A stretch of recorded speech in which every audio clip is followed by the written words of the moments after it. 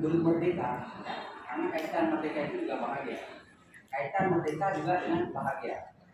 Nah, sekalipun Menteri Pendidikan tidak menjabar, tidak mengurai terlalu jauh terkait mengenai kebahagiaan itu, karena Menteri Pendidikan hanya berpegang dengan kalimat Ki Hajar Dewantara. Artinya kita guru itu yang namanya pendidikan itu harus mampu menciptakan kebahagiaan setinggi-tingginya kepada siswa kita, kebahagiaan setinggi-tingginya. Nah, cuma tidak diuraikan sejauh mana kebahagiaan itu dan seperti apa bahagia itu tidak. Itu kita memang harus belajar khusus tentang teori bahagia. Ya, silakan Bapak Ibu jika hari ini belum masih kurang mungkin pemahaman kita tentang bahagia, silakan Bapak Ibu nanti dalami lagi apa itu bahagia, dan bagaimana itu bahagia. Nah, sehingga Bapak Ibu bisa menemukan, oh ini loh bahagia. Rupanya kita sudah bahagia sih, cuma kadang-kadang kita sendiri belum merasakan kebahagiaan. Jawaban nomor 2, kenapa kita belum bahagia? Karena Bapak Ibu, kita itu ada musuh loh. Ada musuh. Kita bisa bahagia. Bagaimana kita bisa merdeka jika kita belum bisa mengusir penjajah itu? Kita belum bisa mengusir musuh kita itu. Ayo, apa musuh kita? Iya, yang pertama syaitan. Itu musuh yang pertama. Syaitan itu tidak akan menyerah. Salah satu sifat syaitan yang sangat luar biasa, pantang menyerah. Itu sifat syaitan yang luar biasa, yang mungkin bisa kita ambil. Tidak semuanya buruk bersama syaitan itu. Ada satu yang baik, yaitu pantang menyerahnya. Beliau sudah diusir oleh Allah dari surga, beliau tidak menyerah. Oh, saya diusir dari surga, oke, ada yang saya harus mampu, saya keluarkan dari surga. Dia pantang menyerah. Syaitan. Makanya Bapak Ibu, Nabi Adam saja dikeluarkan dari surga. Kalau kita ini gimana, Bu? Bapak Ibu, kita dijauhkan dulu. Kita dijauhkan ini dari surga, kita dijauhkan. Itu syaitan. Cara lawannya, ayo, apa obatnya kira-kira? Cara melawan syaitan itu sendiri apa? Bagaimana menurut Bapak Ibu? Enggak lama, ini hanya sebentar saja tentang itu, langsung kita lanjut dengan ini. Iman ya, dari iman. Banyak mendekatkan diri kepada Allah. Yang lain banyak beribadah. Banyak beribadah, banyak berzikir, banyak istighfar. Iya, itu mungkin ya. Mungkin kalau bicara mengenai yang nomor satu itu apa? Iman ya, meningkatkan iman ya. Meningkatkan iman, yang itu meningkatkan iman itulah itu. Makanya Bapak Ibu kadang-kadang datang ke NGP, lah nanti berbagi. Bapak Ibu mungkin setelah dari majelis tadi Bapak Ibu dapat ilmu, berbagi kita ini. Rumah kita di sini. Kita di sini sama. Tidak ada yang membedakan kita. Kita sama. Sebenarnya bukan di sini saja. Atas nama manusia itu sama. Apa yang sama? Kan ada pertanyaan apa yang sama? Enggak sama Pak. Bapak hitam kan? Bapak cowok, Bapak cewek. Apa yang sama? Kayak Bapak yang sama. Awatan. Ada yang merah loh. Sekarang ada yang putih. Orang sana rambutnya putih. Apa yang sama? Iya, sama-sama hamba Allah. Kita sama-sama hamba Allah. Ya, kita sama-sama hamba Allah. Kita sama-sama hamba Allah. Kembali lagi pada pertanyaan tadi. Nah, sebelum kita jelaskan mungkin di hari ini nggak perlu waktu ya jelaskan kita itu, cuma ada pertanyaan tadi bagaimana kita melawan syaitan itu. Melawan syaitan itu seperti jawaban Bapak Ibu sudah benar. Maksudnya yang biasanya kita lakukan tiap detik, yang bisa kita lakukan tiap detik, tiap menit, itu jawaban Bapak Ibu tadi berzikir, zikir, itu bisa mengusir setan, berzikir, dan mungkin yang selalu yang diamalkan oleh Bilal bin Rabah, menjaga wudhu. Insya Allah Bapak Ibu akan terpelihara dari setan. Karena sama dari setan itu. Nabi Adam saja nggak sama. Artinya bisa ya terwujud dengan rayuan setan, apalagi kita. Nah, dan musuh pertama setan itu siapa? Nabi Muhammad itu pertama. Dan makanya mungkin di samping zikir juga bisa salawat. Itu cara melawan setan. Nah, apakah musuh kita cuma itu saja? Ayo, apa lagi musuh kita kira? Nafsu. Iya, nafsu. Ya, nafsu itu juga musuh loh. Nafsu itu musuh kita. Nafsu itu musuh. Cuma dia bisa menjadi teman. Ketika kita mampu mengendalikan nafsu, dia bisa menjadi teman. Nafsu itu bisa menjadi teman. Karena kata Ustaz kalau kita nggak ada nafsu, mungkin nggak kita temukan itu gedung-gedung bertingkat, nggak ada. Jembatan-jembatan mewah nggak ada.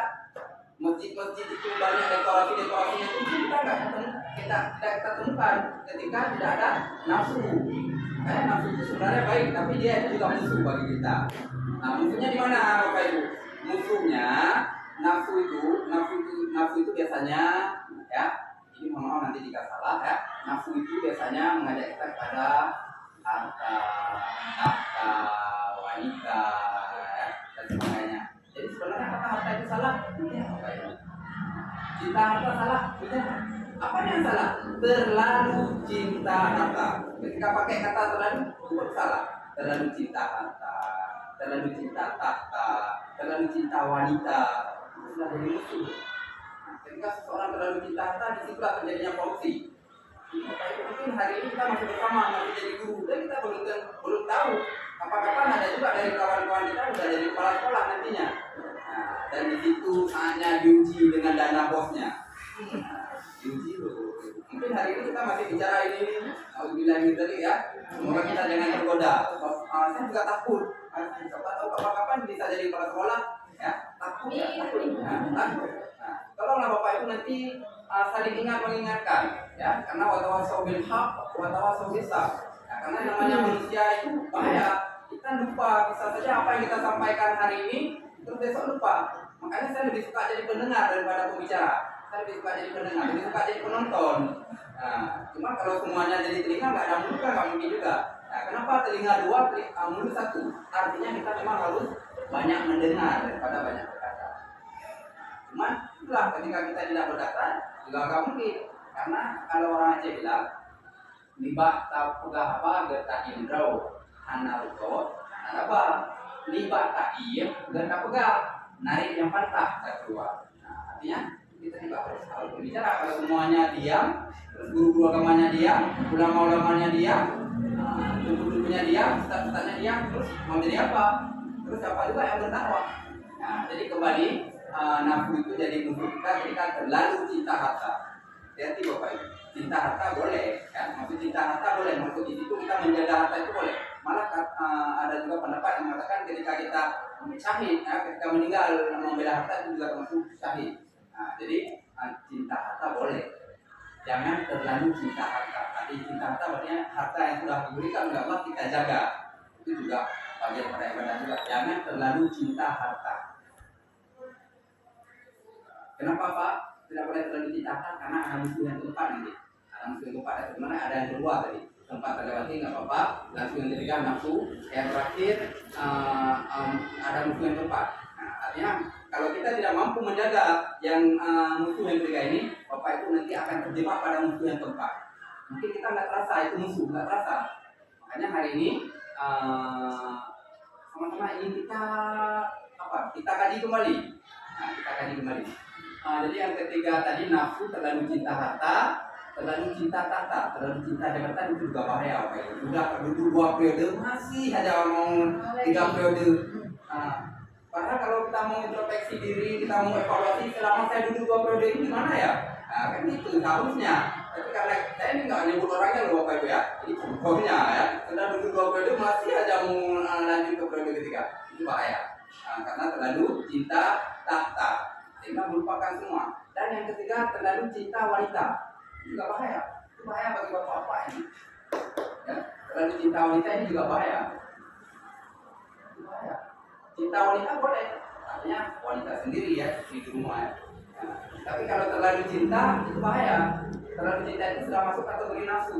Artinya sudah ada bini di rumah satu, masih ada mau cari lagi, ya, mau cari lagi dia. Nah, nggak merasa cukup dengan istri yang ada di rumah satu nggak cukup. Oke lah kalau mampu berbuat adil, tetapi ini takutnya tidak mampu berbuat adil. Itu yang kita takuti karena mengikuti nafsu. Malah ada itu pendapat, ada yang mengatakan yang bahwa seandainya karena nafsu laki-laki ini juga tidak akan terpenuhi.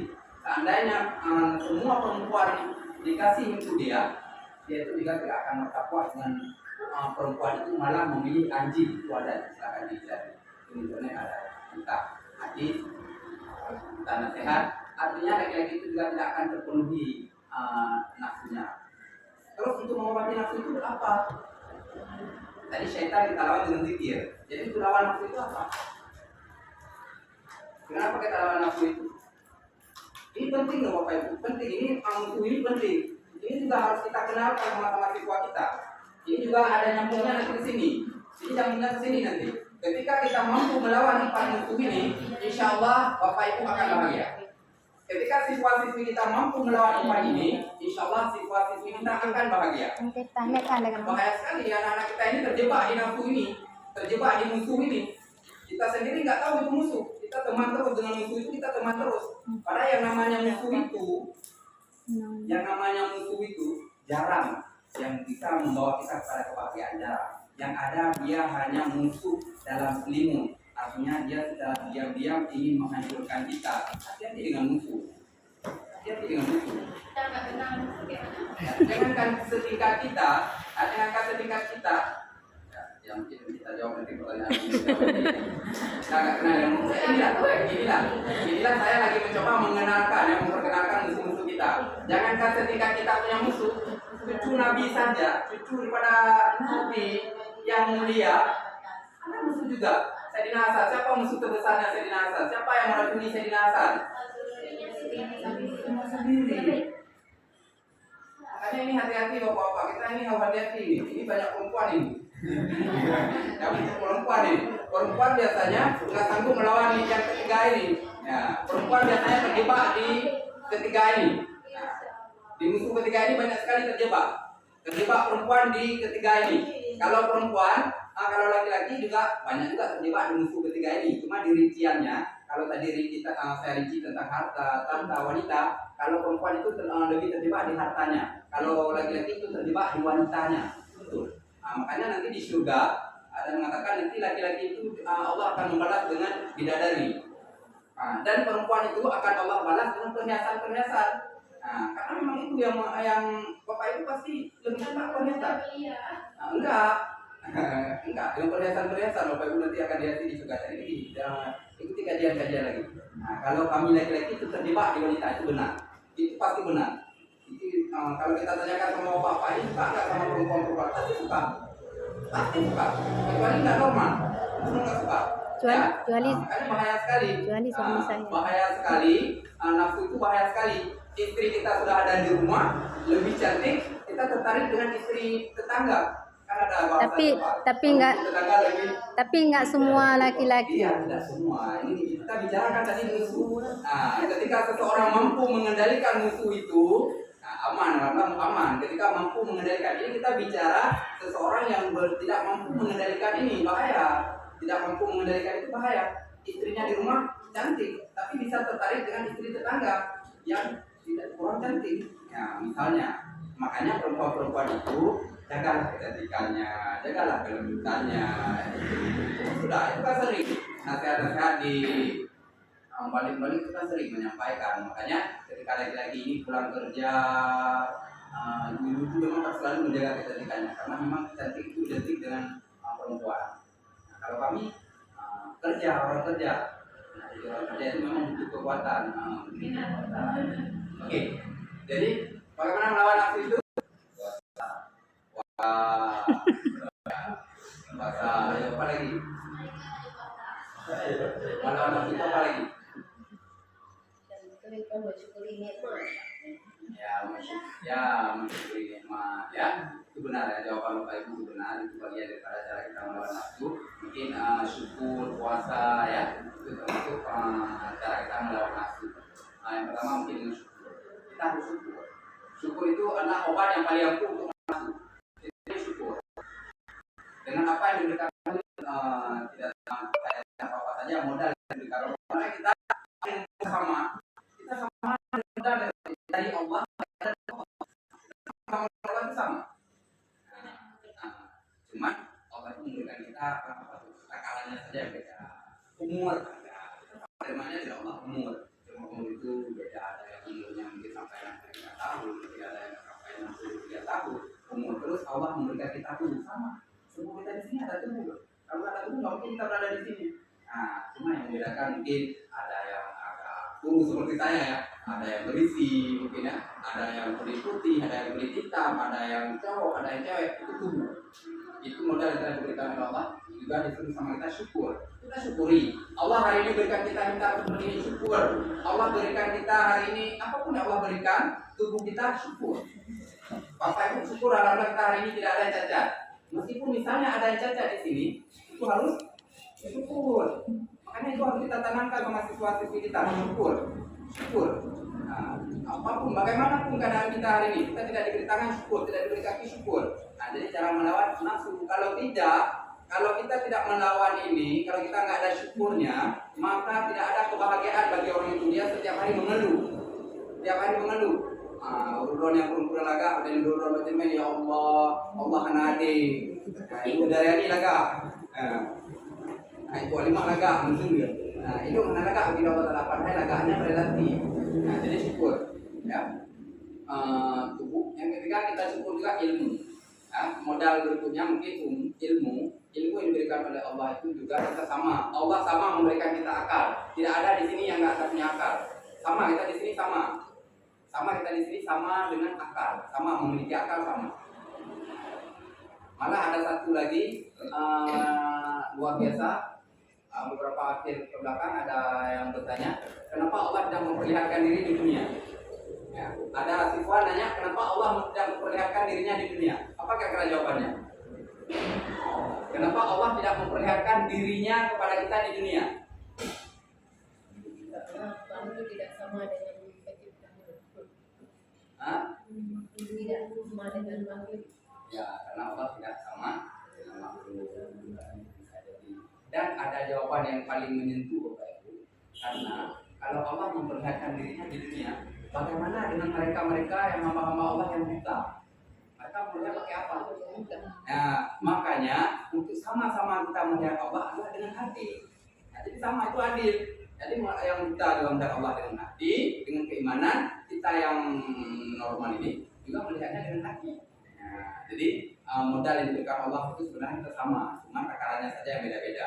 Umur, tubuh, ilmu, harta itu juga takarannya beda-beda. Sebenarnya sama, itu harta juga dari Allah SWT. Oke, saya tidak memperbanyak terkait dengan itu. Kita fokus tadi dengan musuh tadi supaya tujuan kita, arah kita pada hari ini yaitu bahagia. Kita harapkan kita di sini semuanya bahagia dan nanti bisa kita kembali ke sekolah kita masing-masing, kita bisa membuat siswa-siswi kita bahagia. Karena tidak ada, saya lihat mungkin tidak ada guru lain yang mampu membuat siswa-siswi bahagia selain daripada Tuhan. Kenapa hari ini dituntut senang dinyanyi-nyanyi? Beda.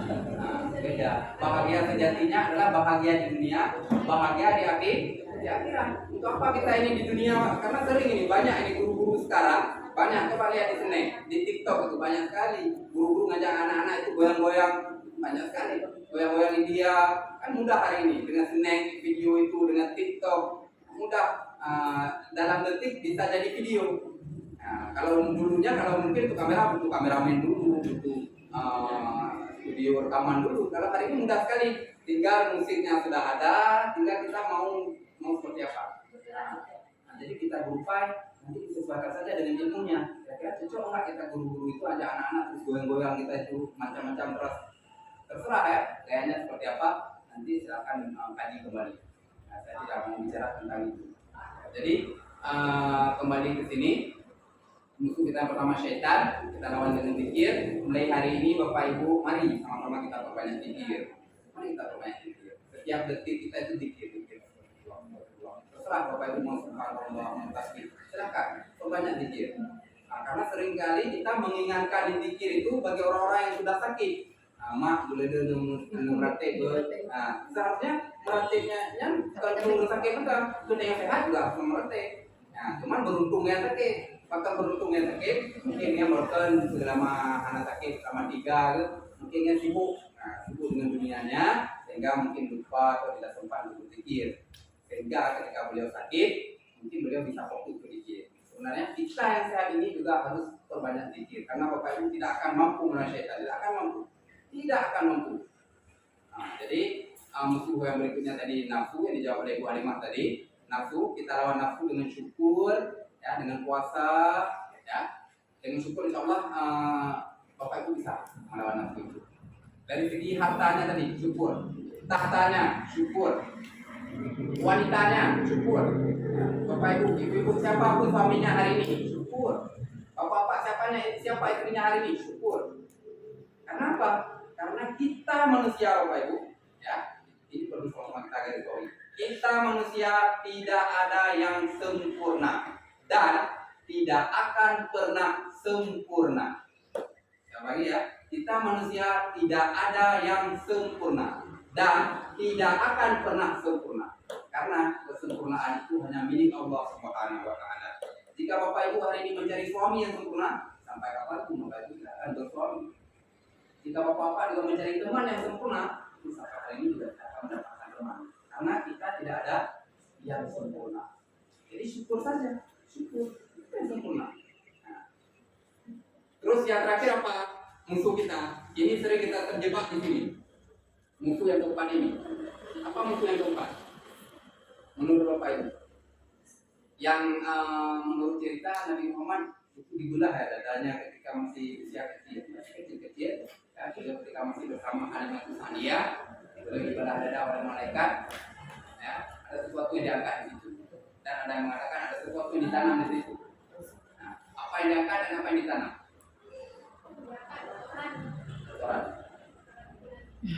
Kotoran. Iya, luar biasa. Ya, kotoran dari hati. Artinya sifat buruk, Bapak Ibu. Ini hati-hati, ini musuh yang keempat, sifat buruk. Apa saja Pak sifat buruk itu? Ini sebelum bicara sifat buruk dari hati dulu. Sifat buruk yang di luar pada hati mungkin ya. Pemalas, sifat buruk. Nah, penakut, sifat buruk. Penakut di sini maksudnya takut kita selain Allah, takut kepada selain Allah, takut lapar, takut miskin, takut mati. Itu sebenarnya musuh bagi kita. Pemalas, penakut, terus apalagi merasa puas, cepat merasa puas. Itu sebenarnya musuh juga bagi kita. Kita cepat kali merasa puas. Sudah sertifikasi Bu Dana Pun dan lain-lain mungkin ya. Nah, kita sudah sertifikasi sudah selesai. Ya, sudah selesai kita. Yang penting gaji masuk, sertifikasi masuk sudah selesai. Dan kita sudah terjebak di zona nyaman. Kita nggak mau bergerak lagi. Kita nggak mau meningkatkan diri lagi. Hati Bapak Ibu, itu musuh yang keempat. Seringkali kita terjebak di situ. Pemalas, penakut, pelit, itu juga musuh.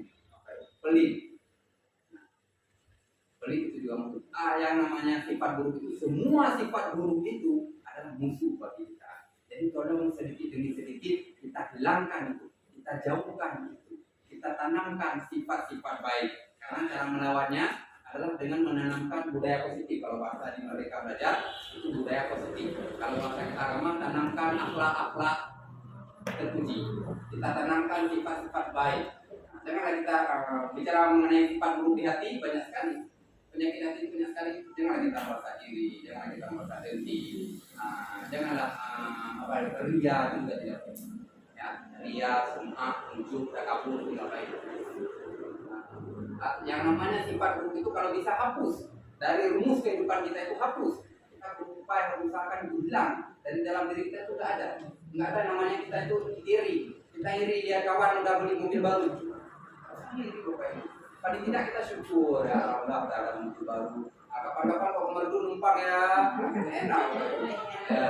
Jadi jangan iri. Yang kita iri jangan kita berusaha bagaimana nikmat yang telah didapatkan oleh orang lain hilang atau berpindah kepadanya. Seperti itu. Kita syukur. Kita yang belum ada ini juga syukur. Kita nggak ada mobil, syukur masih ada motor.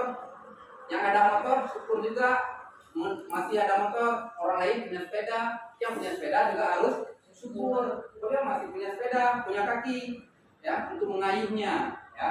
Yang punya sepeda syukur, ada orang lain berjalan kaki. Orang yang jalan kaki juga harus syukur, dia masih bisa berjalan punya kaki. Orang lain harus jalannya pakai tongkat. Makanya itu harus syukur. Itu tiga musuh telah saya sebutkan. Sebenarnya ada satu lagi ini paling bahaya. Dan ini hati-hati juga Bapak jika ada musuh. Yang pertama musuh kita syaitan, lawan dan pikir. Yang kedua kafir. Cara melawannya kita nggak perlu melawannya, kita nggak perlu memeranginya. Mendakwakan silakan. Bapak Ibu berani mendakwakan silakan dakwah. Cuma cara melawannya kita harus iman. Kita harus meningkatkan iman kita dulu sendiri. Jangan nanti tergoyah Bapak Ibu. Karena mereka itu pertanyaannya luar biasa. Pertanyaannya luar biasa. Jika Bapak Ibu iman kurang, bisa-bisa saja Bapak Ibu berpaling dan bisa saja terjebak.